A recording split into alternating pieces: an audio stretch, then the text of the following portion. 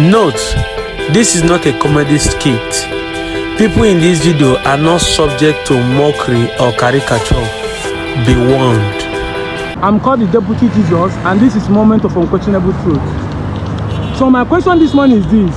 You want to employ a housemaid, but when the housemaid came for the interview, he came to give you money, like a lobby, a bribe, so that you will employ he or she by force, so that you stay in your house and work. Will you be able to employ her? Will you feel comfortable? So definitely something is fishy. That housemaid has something to do in your house that is worth more than what she is paying you or what you will pay her. Okay. So, Now, look at this question now. We have two aspirants in government, APC and PDP, who are already paying Nigerians for us to employ them to be our senior civil servants. Will you be comfortable with it? no, honestly, no. But are you going to vote any of them now? After hearing this? Not really. Okay, thank you very much. You want to employ a houseboy? Yes. Because you are madam now. And he came and tell you that he wants to give you certain amount of money, whether as lobby or bribe, so that you must employ him. Will you feel comfortable to say employ the person? No. Everybody have asked said no. My question this morning is based on politics. Now APC and PDP candidates are paying Nigerians directly or indirectly for us to employ them as their first civil servants. Why do we feel comfortable still supporting APC and PDP?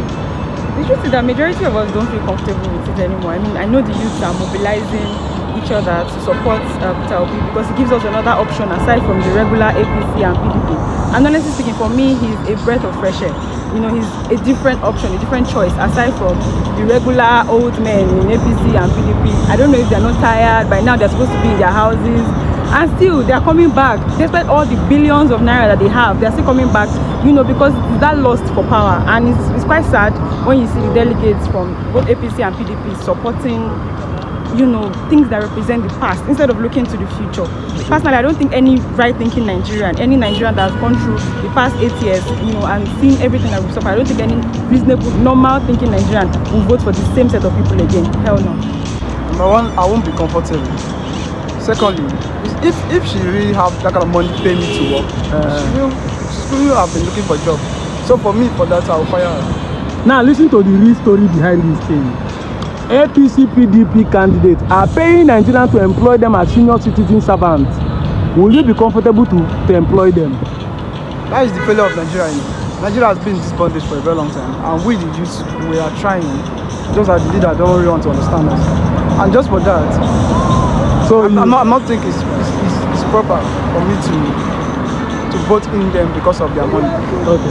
And if I really want to vote them in, I vote them because they have something to do in Nigeria. They have good in mind to do for Nigeria. Definitely not. It is obvious nobody will sound comfortable, but the real question behind this story is this. Yes.